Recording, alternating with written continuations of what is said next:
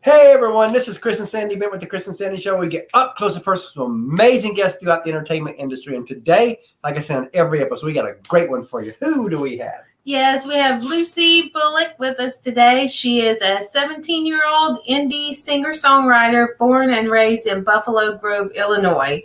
Her new single, Nothing in Life, was released on July 20th and is available through all streaming platforms and digital retailers. Lucy had the honor of performing her new single at the world-famous Bluebird Cafe during the week of its release. And we're excited to have her on the show today. So welcome to the show. Welcome.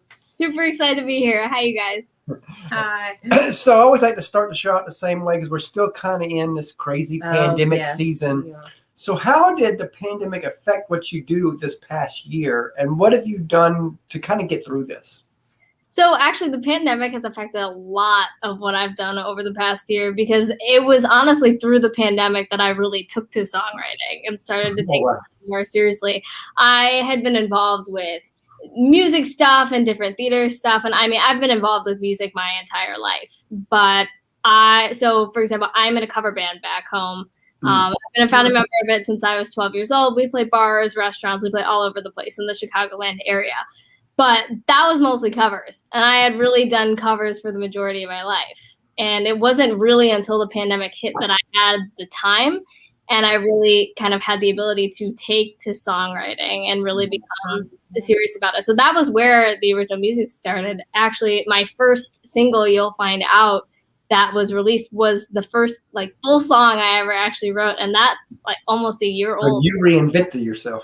Right. No, absolutely. So, I mean, it was through the pandemic that I was really, able to take it seriously and write the whole EP, the whole first EP that I've written. And not only that, but that was when I went to Nashville. That was March. That was this past March over spring break that, as things were starting to get back to normal, that we decided to take the trip down here to Nashville and record the first EP. So yeah, I mean, through the pandemic, it really gave me the ability to reflect on a lot of different things just because we were inside. And actually relating it to this, my new single, Nothing in Life. Nothing in Life is actually about the pandemic and about, it was born through the pandemic. I was on a FaceTime call with one of my friends in the cover band back home, and we were reminiscing about the experience of live performance and how much we missed that and how there was nothing we could do to really replicate that and nothing we could do, through any live stream, through any personal practice to really get that same feeling of a live performance. So that was where Nothing in Life came from. So, I mean, in short, it affected me so much, but in very positive ways. And I was able to take a lot from it. And yeah, I mean, kind of like you said, really just reinvent myself as an artist.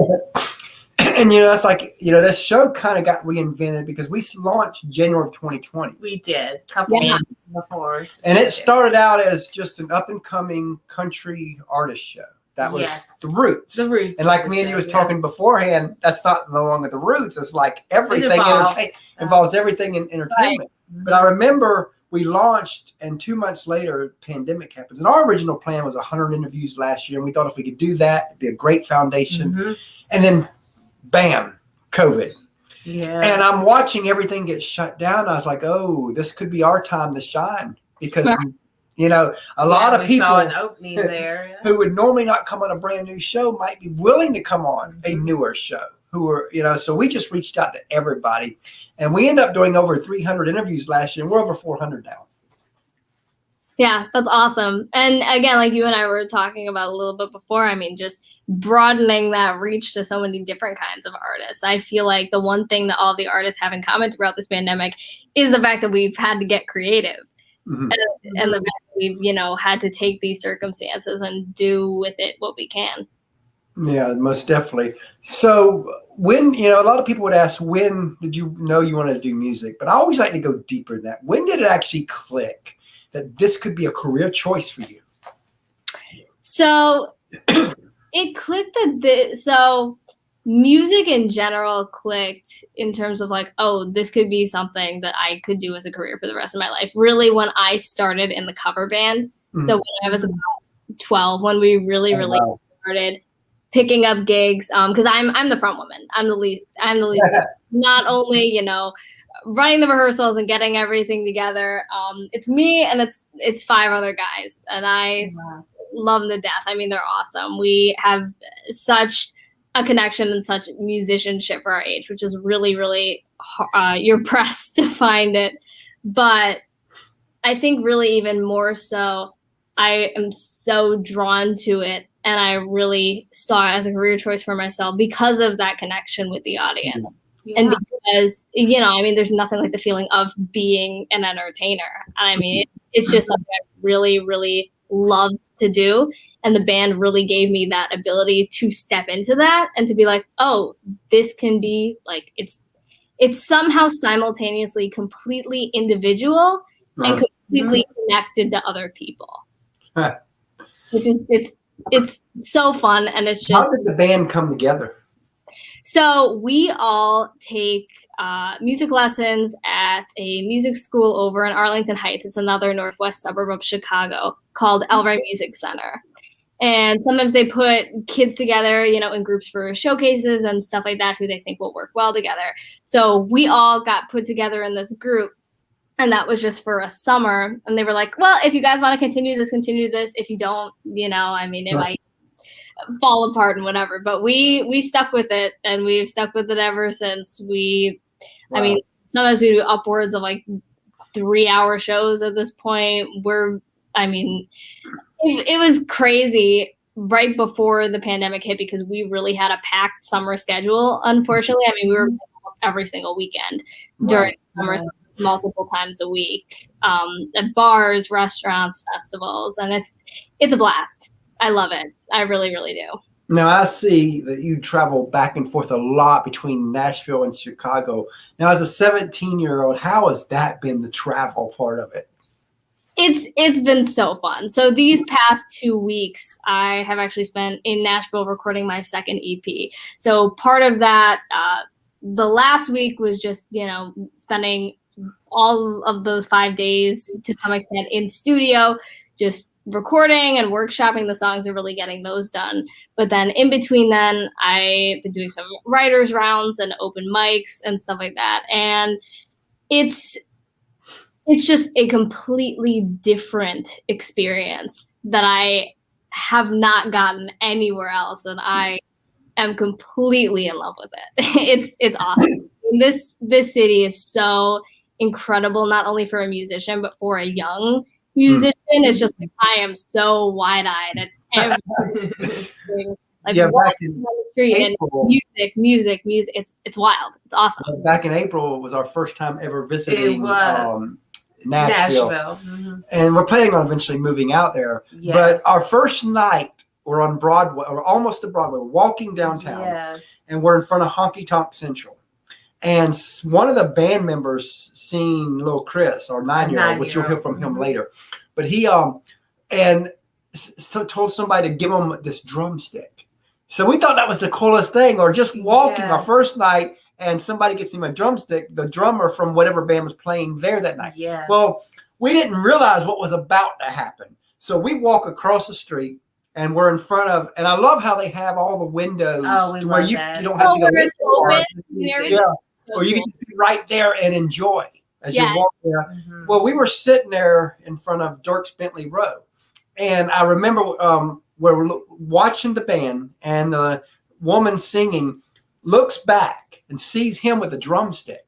She comes down and asks him would he like to play a song with them and hit on stage, with the drums. So they pulled him. Now, this is our first time ever in Nashville. They pulled him through the window there. They pulled him through the window, put him on stage, and he got to kind of hit the drums while they played. Song. That's awesome. And that, you know, again, he's like, okay, we need to move. And then he tried to manipulate the situation from that point on. He carries the drumstick every time we're on Broadway now. Because he's got a second one now, And then this last trip, we went to go see Crystal Steele, our friend at Old Red, and her drummer seen he only had one drumstick, says you need another one, and so he ended up with now. I gave him a second one. That's awesome. Yeah, that's so fun. Yeah, my first time in Nashville was actually this past March, when I came down to record the first EP, and it was funny because most of the days I was there, I had spent in the studio. My dad and I were over, just hanging out with the producer and working on the EP, and my mom and my sister were doing most of the gallivanting around the city. So it wasn't until like that Saturday, I want to say either that Friday night or Saturday, that I was able to go down Broadway for the first time. And it's just having all of the windows open, and I mean, that's just the coolest thing. That. Now I'll be honest, I pictured Broadway. It's this 1 mile, 2 mile stretch. You get down there and you're like, okay, it's so condensed, right? But there's a lot. But a lot packed in now. So much packed in there, and even just the streets right off of it. I mean, there's still music as you're walking down. Right, absolutely. So, what are some hobbies you like to do outside of music? So, hey, Sherry. Yes, hi, Sherry. Hi, Sherry.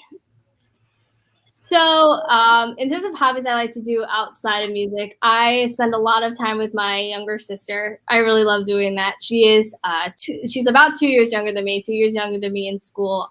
We do a ton of different stuff together. Baking and general activities around the house. She's the jock of the family, though. It's very well, we're split. She's a volleyball player, and I'm the musician, and I am very content with that. I do not to step into the sports role in my family, which is fine. Then I'm also very, very passionate about language. At my high school, I double languaged for the past 3 years of my high school. I've taken both Spanish and Latin, and I just really take the language. I love it. I love the communication aspect with other people. This year I will be on the National Spanish Honor Society at my high school, so just a lot of different communication and trips and things relating to that, which is super cool. Love that. Now, as you know, a lot of people, they see the glory behind like a Blake Shelton, a Miranda, a Carey, but they don't see the grind, the sacrifice, the struggles, the tears that it takes, not just to get to their level, but even a career level within the entertainment world. And I always want to talk about it because I think that it's one of the most overlooked sides to music, because people think, oh, you just need to go get a job, forget the passion, forget this. And people don't realize that this is you. This is who you are. Yeah. And there's so much work that goes into this. So let's talk a little bit about that side. What are some of the sacrifices and struggles you've had to make as a teenager to get to even where you are today? I think just in general, it takes a lot of time management, which was part of the reason I was able to really seriously take the songwriting and my original music now with the time that I got during the pandemic. I'm very, very involved in a lot of different things, both, with my high school and now with the original music. I mean, I'm just in general a very busy person. And now with college applications and academics, I take those very seriously as well. So I think in terms of general sacrifices to make, it's a very long road of just learning how to balance your schedule. And really, once you get that down, it becomes a little bit easier. But I always feel that I don't necessarily do very, regular, almost teenage things. I will spend, nights at home songwriting or, going out to bars and stuff with the cover band. Very atypical things for a 17-year-old girl to do. But it's what I love to do, and it's what I'm passionate about. And I think like the trips to Nashville, you probably don't get much time to enjoy Nashville. Absolutely. So I think a lot of it just has to do with, because I've found I'm very lucky to be so involved with music and have, this outlet and the success with my original music. And I think it really just comes down to, you have to prioritize that. And it's really, weighing those priorities and, with relationships with friends and different people, it's like you don't necessarily have time, to go out every night and stuff like that with high school friends and things like that. So it's really, really just a balancing act. Yeah, we know Joe, he went for a different reason. Oh, yes. One of our buddies. Mm-hmm.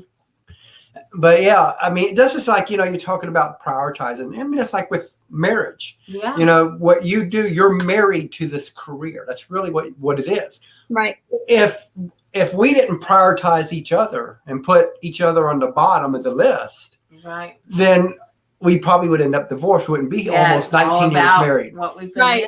And that's what happens in a lot of marriages, I think, is where they don't prioritize and they lose the marriage. Well, just like with your career, if you don't prioritize that career, one day you're going to walk away from it. Absolutely. So, what song are you going to sing for us? Yes. So I will sing for you. So this is my newest release, Nothing in Life, which is now out on all platforms, which is super duper exciting. It was out on all platforms as of Tuesday. And I actually, so as you mentioned before, Sandy, I was grateful. I'm blessed enough to have gotten so many live gig opportunities down here in my time in Nashville. So I've played this one all over the place, which has been super, super fun. And now it's out on all platforms, so you can go listen. Oh, wow. So, we floor can't is wait yours. to hear it. Thank you.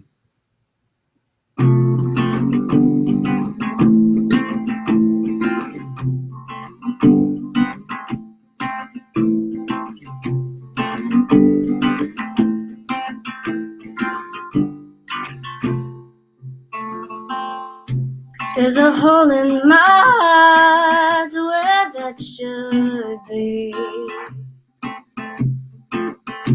There's a hole in yours too, ain't there, baby? There's a point then, I guess, where we can't do nothing. Where hard work didn't matter, ain't that something? Everything stripped away. I just gotta say, I wish we could feel how we once felt again. 'Cause up there's no feathers, just nothing like it. And I've tried to replicate it, make a mistake, tried thousands of ways, but you know as well as I, it matches nothing in life.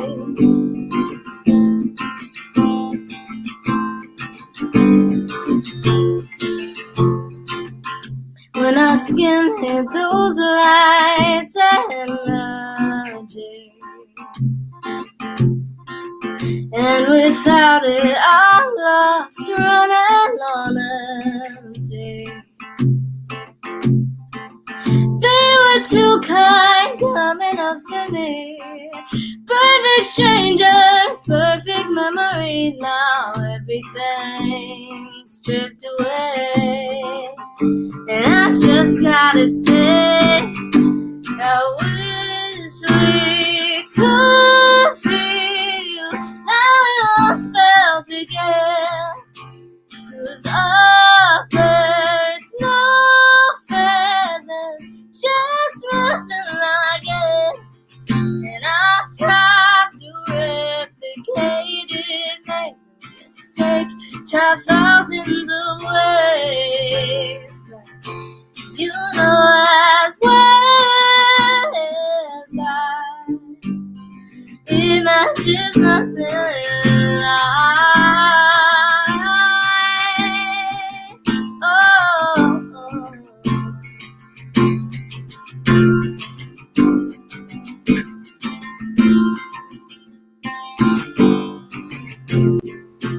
Cause there's so much to know in this world of ours. after leaving behind for a couple hours, they were saving us.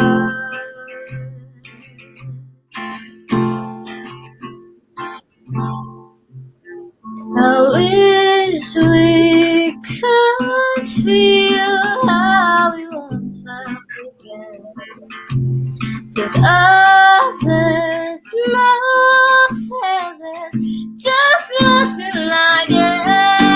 And I've tried to replicate it, make a mistake, try thousands of ways. You know as well as I, it matches nothing in life.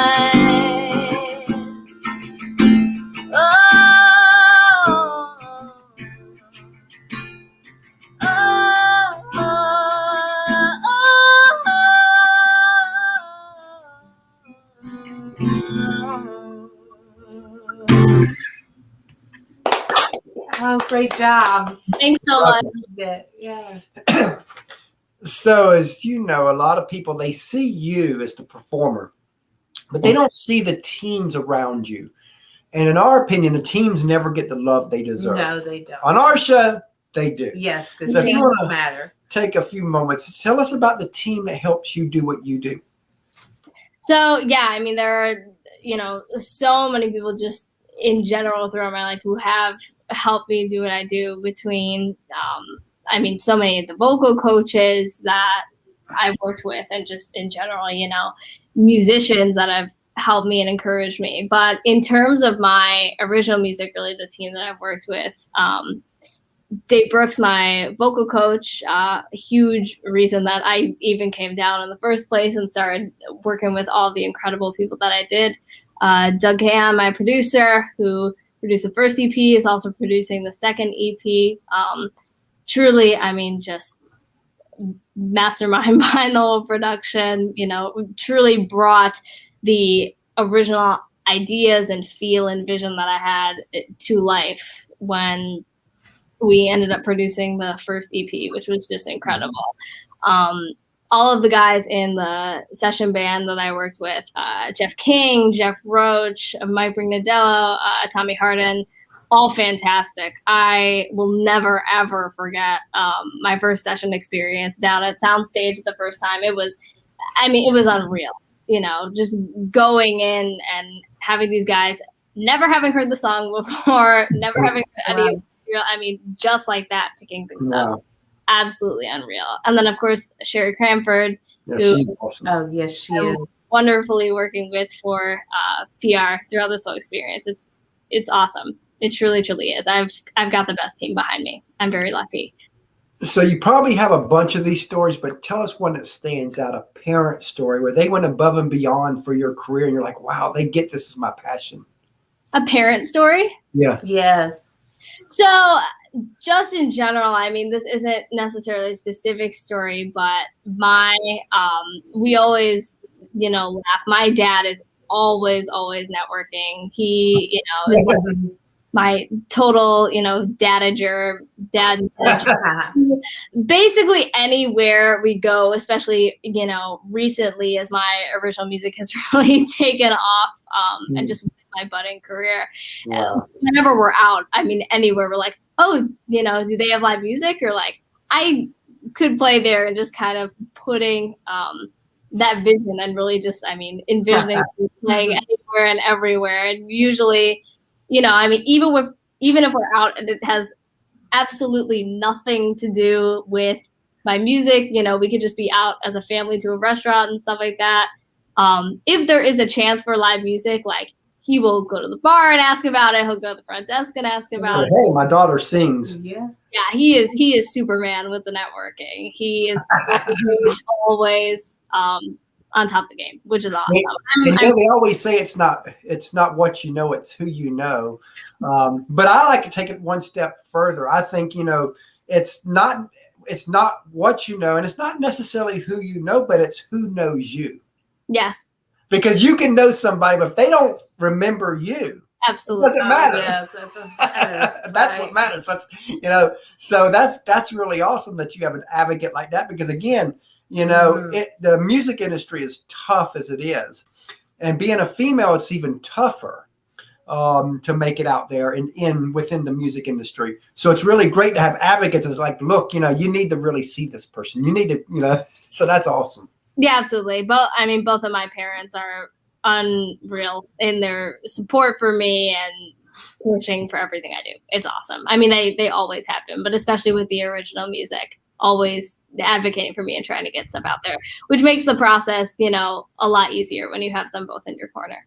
It's great. Yeah. And they say in real estate, it's location, location, location. Yeah. In music and entertainment, it's network, network, network. That really is it. So speaking of teams, we have a third co-host, our little 9-year-old that we ask a few questions. So Sandy's going to get in real quick. I will get it. And we've got a 2-year-old daughter that when she gets older, she'll be plugged into the show too, when she can actually talk and ask questions, because we are a family affair show. Absolutely. That's awesome. Not saying that everybody we bring on is family oriented, because again, guests are guests, but we say our side's family oriented. For sure. Yeah. Are either of your kids starting to dip their toes into music at all yet? Not yet, but he wants them one day do a podcast probably. And he loves music. So, and again, he got like we told you earlier, he got them drumsticks, right? Yes, I did. He wants, when we moved to Nashville, he wants. He, of course, it's convinced him to pick the drums. Yeah. As a parent, you're like, okay, but you know what? We're never gonna sleep again, right? Yeah. But you got to let them do what they get to do, right? Absolutely. Hi, Lucy. Hi, so nice to meet you. Nice to meet you. So, what's your favorite food? What's my favorite food? I would probably say, it's funny, I was talking about this with my family the other day. Probably a really good eggplant parm. There are like very few things to me. I come from an Italian family, so I am very unfortunate. Well, not unfortunately, I mean, you have good taste for things, but I am very particular when it comes to good Italian food. So I don't think you can go wrong with a really good eggplant parm. What's yours? Mine is pizza. Nice. What toppings do you get on your pizza? Pepperoni, sausage, and supreme. Nice. You like multiple types. Multiple times. All right. So, what's your favorite TV show? Favorite TV show? I would probably have to say BBC's Sherlock Holmes. I love it. I am not too much into it, because too much into it can freak me out a little bit, but kind of that like murder mystery, very like dramatic genre, I think is super duper cool. So BBC Sherlock Holmes, it's very, very fun. And what's yours? Mine is SpongeBob. Nice. And what's been cool is, like we said before the show, he watches a lot of the Nickelodeon and Disney shows now. So he's been able to talk to people he looks up to. So it's been pretty cool. That's so cool. Yeah. All right. So, what's your favorite movie? Favorite movie? That's hard. I'm a pretty big Disney Pixar buff. My family's very, very into Disney Pixar. So I would probably either have to say it's probably between The Incredibles, Monsters, Inc., or any of the Toy Story movies, or Finding Nemo. Those are all awesome. And what's yours? Mine is the Minions movie. Nice. Yeah, he loves the Minions. And so does our little Caitlin. She loves the Minions too. Yeah, the Minions are fun for sure. Bye. Bye. Yeah, he loves to do the show. So, who knows? We might be building something in him. Absolutely. We'll see down the road where it all goes. Yeah, the good thing is we will have all, if him or the little one ever goes into music or acting, I think we've got a lot of contacts now that we didn't have. Yeah, right? Yeah, I mean, it's all about the networking, right? Yeah, Yes. because I network, Can't go wrong. So if you could co-write with any artist, dead or alive, who would it be? That's a really good question. I would probably say, it's funny because I was like thinking about like favorite artists, and funny enough, co-writes this morning. I absolutely love the Goo Goo Dolls. I grew up on like 80s, 90s pop alt rock, kind of that genre. Yeah. And it's a lot of what I cover back home too. I mean, we do stuff from 70s to today, but a lot of it is like 80s, 90s, early 2000s pop rock. So I absolutely love the Goo Goo Dolls, not only just like that total 90s sound, but I really have a lot of respect for the lead singer, Johnny Resnick, and his lyricism. So I would love to co-write with him. That would be amazing.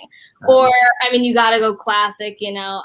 Piano was the first instrument I ever learned. I fell in love with the piano, which is really where I took to first. So if I ever had any sort of a chance to write with someone like Billy Joel, I mean, that would be a dream. That would be really awesome. So this probably has 1,000 answers, but just think of the first thing that pops in your head. What is a song you've heard that you wish you wrote? Song I've heard that I wish I wrote. Funny, I was just talking about the Goo Goo Dolls.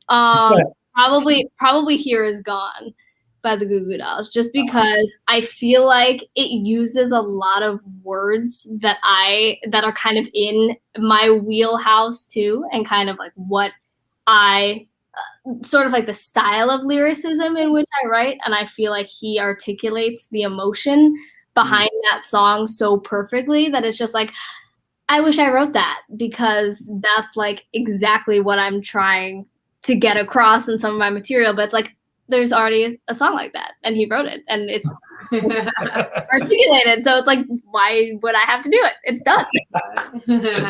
Love that. So now I forgot where my mind just went completely blank. But back in 2016, we interviewed Kelsey Ballerini before she was Kelsey, basically. And one of the questions I asked her was where she wanted to be in 5 years. And I always like to tell this story before I ask the guest that same question, because the answer she gave us 5-6 years ago was to the T of what she's living now. I mean, she knew where she was going and nothing was going to stop her.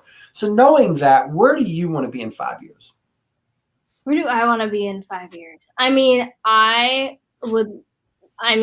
just in any general sense, to really have my music out there and to really have a following and to be able to do something with that following. I think the pandemic has put into perspective, you know, that importance of live music.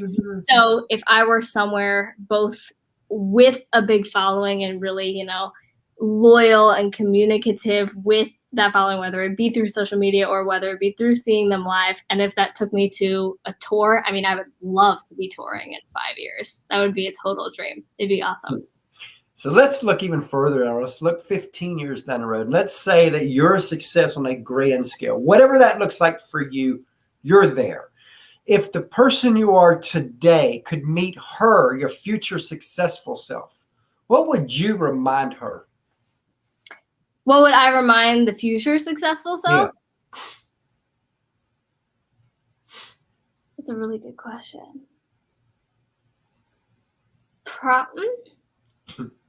Ooh, that's such a hard question. I'd probably say, and I assume, you know, in 15 years and just where I would be, and if success on a grand scale equates to monetary success as well, just because, I mean, that's how the music industry works. Great, you know, hypothetical success usually means monetary success in some way as well. You know, that's not the only definition of success. But I would probably remind her to use your platform to do something that's really going to better the lives of people. So I think, you know, philanthropic celebrity decisions and philanthropic things that, you know, celebrities and successful people can do are so, so important, and helping people in need. So if I wouldn't already be doing that, which I would plan to with, you know, I would always just remind myself, you're there and you've gotten to this big platform, and just make sure you're using it to really be a good, you know, be a good person in this world, and be a good, you know, be a light to the world, because I think that's really, really important. It is. And how would you describe your music to someone who hasn't heard it yet? I'd probably say pop rock with a little bit of country, because the way my voice is, I've got a little bit of twang in it. I've always had the little bit of twang in my whole life. But just with the music I listen to and the style I write, I'd probably say pop rock with a little bit of country. Because like Gabby Barrett, no matter what song she sings, there's going to be twang. Yes. Absolutely. Yeah, we love that. Yeah. And what would you like your legacy to be as an artist? What would you like to be known and remembered for? Known and remembered for lyricism that really makes people think. So just from a music standpoint, lyricism that really connects to people and really helps them through things, whether it be, enjoyment of good things or reflecting on things and helping them through tough times. And again, like I said before, just remembered for being a good person and using whatever platform I end up having in the future to do really, really good things for the world. And if you could relay any message to your fans, what would you want to tell them? Thank you for listening to my stuff, especially as an up and coming artist. Streams and following is so, so important. So, any little piece of that I can get, I am so grateful for and so blessed to have. And as I look forward, I would just say, if you could keep following and keep streaming, because good things are coming. And I just, with how much I have fallen in love with songwriting, I've got the creative juices flowing. And if my fans are going to accept more music's going to come. I love that. So let's say you had a friend of yours and you heard him or her sing and they have something special. As Simon Cowell would say, they have that it factor. And they played maybe 40 or 50 shows. So they're still getting their feet wet on the performance side. But they've gotten on stage. They got what every artist says, that stage bug where they look over the crowd and the crowd's roaring for them.